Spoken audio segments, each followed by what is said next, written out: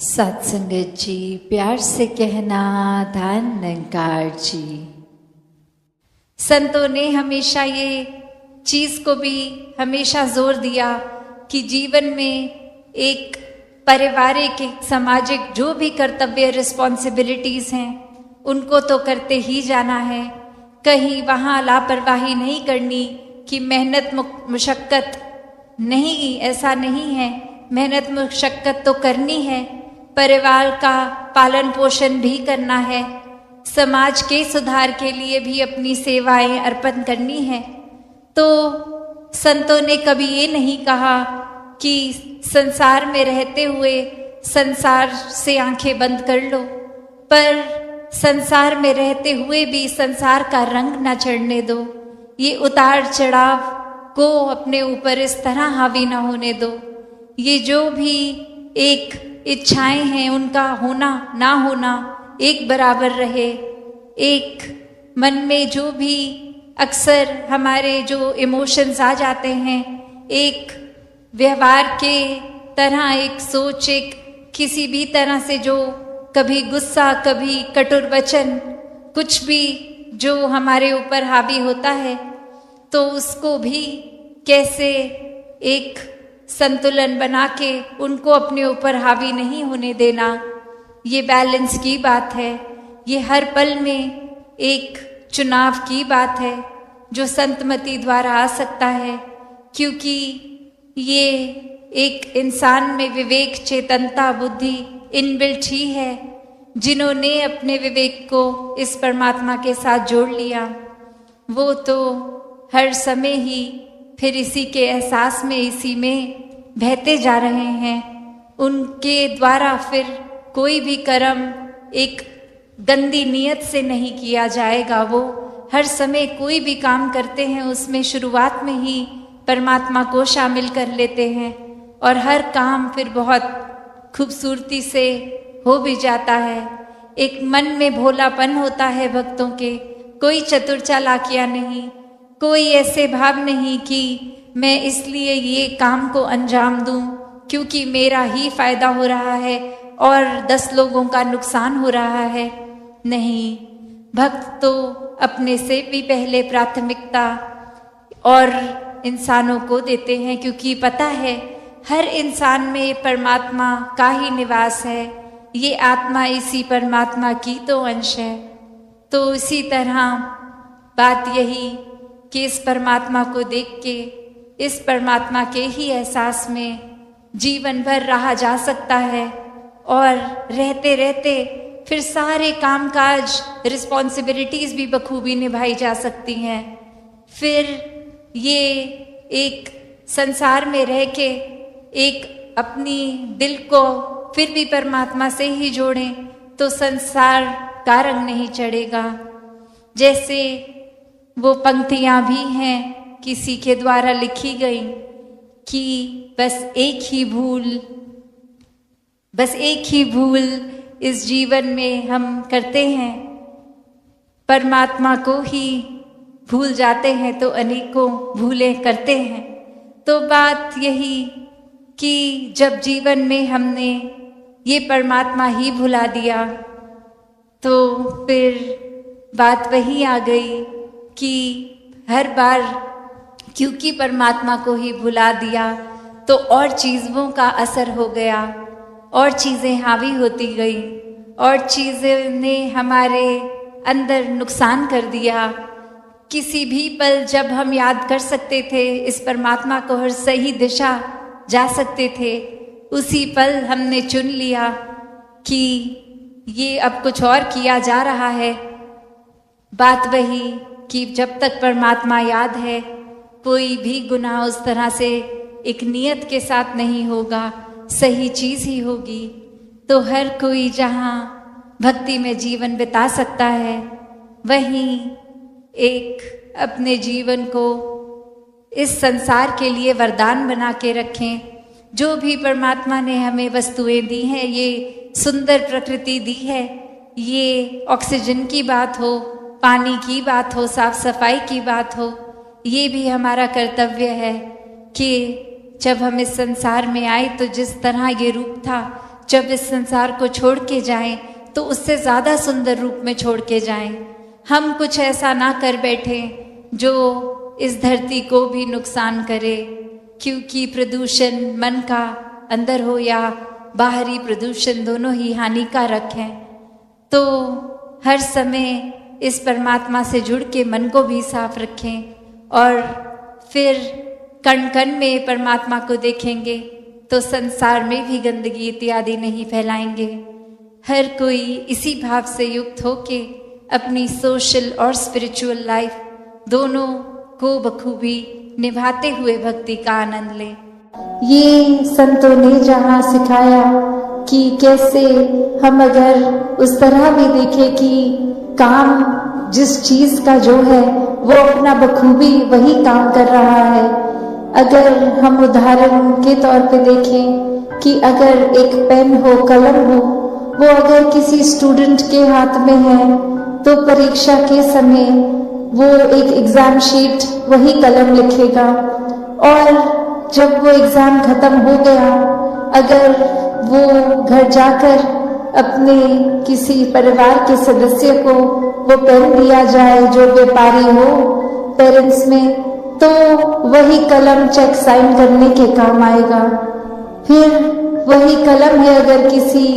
लेखक के हाथ में है, कहानीकार के हाथ में है, तो वो एक कल्पनाओं से बने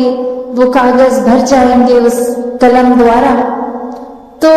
बात क्या है इसमें कि क्या वो पेन फर्क करेगा कि नहीं, मैं तो सिर्फ तभी चलूंगा जब किसी स्टूडेंट के हाथ में हूँ, पर और किसी के हाथ में होने से मैं अपना कर्म ही छोड़ दूंगा। तो हर कोई अगर ऐसे ही भावों को पकड़े कि अगर इस परमात्मा ने हमें मनुष्य बना के भेजा है तो ये मनुष्यता सच्चा धर्म, इसको नहीं छोड़ना। यही हमारा कर्म है कि हमने मानव का शरीर धारण किया है तो पूरी तरह से ये मानवीय गुणों को अपनाएं। ये फिर कोई हमारे साथ ठीक नहीं है, किसी का व्यवहार ठीक नहीं है, कोई परिस्थिति ठीक नहीं है, उसके ऊपर डिपेंड करके हमने अपने व्यवहार में ये तोड़ बदल नहीं करनी। हम अगर प्यार है तो ही प्यार करेंगे, वरना तो वो दिखावा होगा कि अगर ये लेन देन का सौदा है कि कोई मेरे साथ ठीक है तो मैं भी उस इंसान के साथ ठीक हूँ, कोई अगर मेरे साथ ठीक नहीं है तो मैं उसके साथ ठीक नहीं हूँ। तो ऐसी सोच अगर हम रखेंगे तो वाकई में ही ये एक बेसिक चीज जो इंसान बने हैं तो अपनी ये मनुष्य की लक्षणों को ही खो रहे हैं। अगर ये चतुर चालाकियों से ही जीवन जीना है तो फिर ये एक सहज जीवन है ही नहीं। ये बहुत ही एक शातिर होकर अपने फायदे के लिए या सिर्फ अपनी प्रशंसा के लिए या हम कितने श्रेष्ठ हैं ये औरों को दिखाने के लिए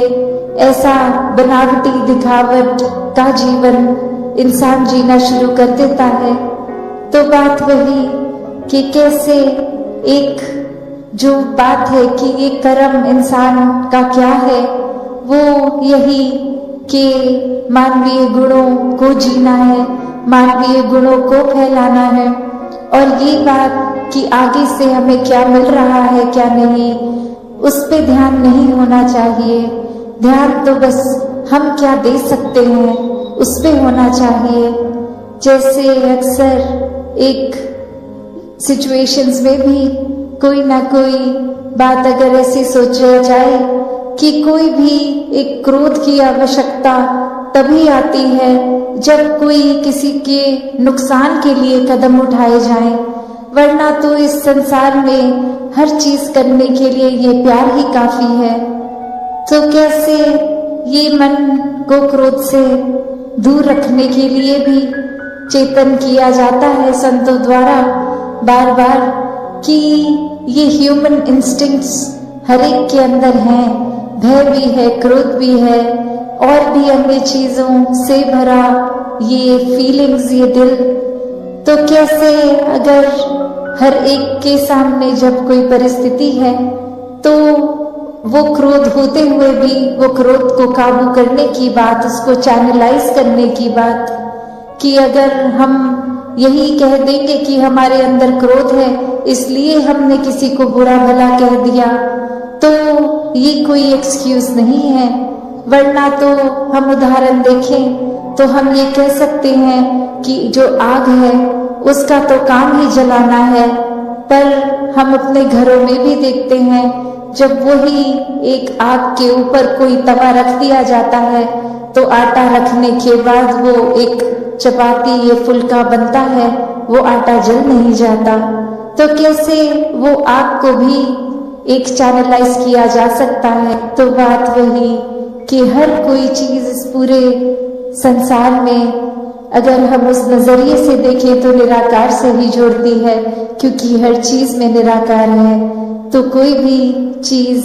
को कैसे उपयोग करना है, वो सदुपयोग करना भी एक चेतनता की बात है, और चेतनता खो के उसी चीज का,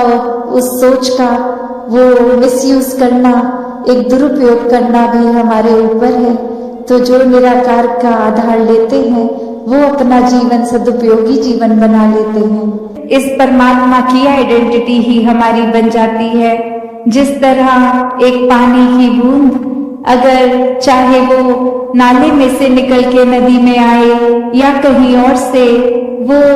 अपनी यात्रा एक पूरी करके बहती बहती इस सागर में आ जाती है, तो वो अपने उस नाले वाली बूंद की अस्तित्व को खो के फिर उसको एक उससे भी ऊपर की उपाधि, एक उससे ज्यादा कुछ मिल जाता है। उसको सिर्फ और सिर्फ अपनी आइडेंटिटी खो के इस सागर में खोते ही वो इतना आदर सत्कार, इतना रुतबा खुद ब खुद ही मिल गया। वरना वो अगर जिद पे अड़ी रहती कि नहीं मैं तो इसी नाले में रहूंगी, मैं विशाल सागर में नहीं मिलूंगी, तो फिर वो वहीं की वहीं अपनी अकड़ में। तो कैसे अपने जीवन में भी अगर हम झांक के देखें कि किस प्रकार एक जीते जी मृत्यु हासिल करनी, कि अपने अहंकार को छोड़ के एक जीते जी जब हम इस विनम्रता पूर्वक जीवन को अपनाते हैं, और वो वही बात जो दासी हर सत्संग में रखती है कि इसको करना संभव कुछ समय के लिए तो तब होता है, कोई दिखावा कर सकते हैं, किसी के सामने अपना इम्प्रेशन अच्छा करने के लिए अच्छे व्यवहार, अच्छे बोल कर सकते हैं, पर एक हर समय अंदर से बाहर तक का जो ये यात्रा है हमारी, ये इनसाइड आउट, उसको कैसे हम हर समय अपने आप को अच्छा रखें। वही बात जो समागम के लिए जो लाइन हम बार बार सुनते हैं, रूहानियत और इंसानियत संग संग। जब इस परमात्मा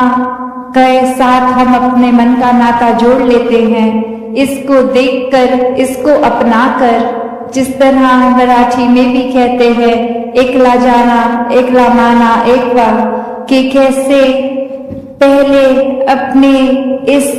अस्तित्व को जो हमने इतना बड़ा बना लिया है और वाकई में तो उसका मोल कुछ है नहीं, उसको सच में अनमोल करना है तो किसी अनमोल चीज के संग से ही वो होगा, और कोई ऐसी चीज नहीं जो खरीद के महंगी से महंगी ले ले, कुछ और रूप में नहीं। ये जो भक्तों ने हर समय एक सच्ची दौलत कही है कि ये राम रतन धन, ये परमात्मा, ये सच्चा है, ये अनमोल है, इसकी तो तुलना है ही नहीं किसी और चीज के मुकाबले सांसारिक। तो जब इसके साथ अपने जीवन का एक मोल डाल दिया, इससे एकमिक हो गए, तो जीते जी वो मौत मुबारक मौत है कि जब हमारा अस्तित्व ही खो गया तो वहीं एक हर चीज भी जीवन से चली गई। जैसे एक और कहानी, उदाहरण जो दासी को इसी उपलक्ष्य में आ रहा है कि एक इंसान किसी वृद्ध आश्रम में जाता है और वहां देखता है कि कोई वेंटिलेशन अच्छी नहीं है, एक बहुत ही गर्मियों के दिन पहले ही तो बहुत ही गर्मी हो गई है। अब वो सोचता है कि एक मैं इधर पंखों का लगवा देता हूँ ताकि सबको आराम मिलेगा, और वो अपनी तरफ से वो पंखों की डोनेशन देके वहाँ पंखे भी लगवा देता है। अगली विजिट पे आता है तो सोचता है कि ये पंखे चल रहे हैं, सबको हवा मिल रही है, पर अब सबको पता कैसे लगेगा कि ये पंखे तो मैंने लगवाए हैं, ये पंखे तो मैंने खरीदे हैं, ये पंखे इधर उनको मेरी वजह से मिले हैं। अपनी जो उदासी जिक्र कर रही थी, जो सेल्फ इम्पोर्टेंस वाली, अब वो भाव उसके मन में आया कि हर एक को पता लगना चाहिए ये पंखे मैंने लगवाए हैं। वो उन पंखों पे फिर जो जैसे पंखे का आकार वो 3 एक लंबाई में उस गोलदारे से कनेक्टेड वहां अपना नाम पेंट से लिखवा देता है। और अब वो बहुत खुश कि हर एक को पता चलेगा कि मैंने क्या करा है, एक इतना अच्छा एक फैसिलिटी वाइज कन्वीनियंस दे दी है सबको। और फिर जब वो अगली विजिट में आया, अब वो पंखे पहले की तरह चल रहे हैं, उसका नाम भी लिखा है। फिर वो देखता है कि वो स्पीड ही, वो रोटेशन इतनी फास्ट कि नाम तो पढ़ा ही नहीं जा रहा, किसी को एक रीड नहीं कर पा रहे हैं क्या लिखा है। फिर वो क्या करता है कि स्विच से पंखे बंद कर देता है, और फिर गर्मी वैसे की वैसे ही, पर वो बहुत खुश कि अब कोई भी मुड़ के ऊपर छत की ओर देखेगा कि गर्मी लग रही है तो बस मेरा नाम पढ़ेगा, और तो उसको कुछ एक राहत तो नहीं मिलेगी क्योंकि पंखे बंद हैं, पर इतना तो पता चल जाएगा कि ये राहत के लिए पंखों का इंतजाम मैंने कराया। संतों ने तो हमेशा एक यही आवाज दी है कि मनुष्य का तन मिला है तो अपने जीवन को सुहेला कर लिया जाए, और जहाँ पे भी विषद जन्म लिया हो तो एक संसारिक भाषा में ये जाति पाति के बंधनों को किसी को ऊंचा बोल दिया जाता है, किसी को नीचे। पर अगर सोच के देखें कि ये परमात्मा की ही अगर कोई जाति नहीं तो इसकी बनाई रचना की जाति कैसे हो सकती है, कोई ऊंचा और कोई नीचा कैसे हो सकता है, सब एक ही समान। तो कैसे एक वो भी बात अगर हम सोच के देखें कि अक्सर मनुष्य अहंकार और भ्रमों में इतना खचित हो जाता है कि स्वयं ही खुद को श्रेष्ठता देने लग जाता है, अपने भावों को, अपने थॉट्स को उस तरह ही कि मैं किसी तरह श्रेष्ठ लगूं और बाकी सब नीचे दिखें। तो इस बात को भी अगर गहराई में सोच के देखें तो अगर हम जीतना चाहते हैं तो ये बात जरूरी नहीं कि हमारी जीत के लिए किसी का हारना जरूरी है, हर कोई भी तो जीत सकता है। उसी प्रकार जब सब में ही परमात्मा है, हर कोई श्रेष्ठ है, कोई अपनी श्रेष्ठता के खातिर किसी और को नीचा समझना, किसी और के बारे में एक नीची दृष्टि दिलानी, वो फिर एक करना उचित नहीं है। हर कोई श्रेष्ठ है, हर कोई इस परमात्मा की रचना है। तो दासी और अधिक समा ना लेके इन्हीं शब्दों से आपसे इजाजत चाहेगी साथ संगत जी। धन्यवाद।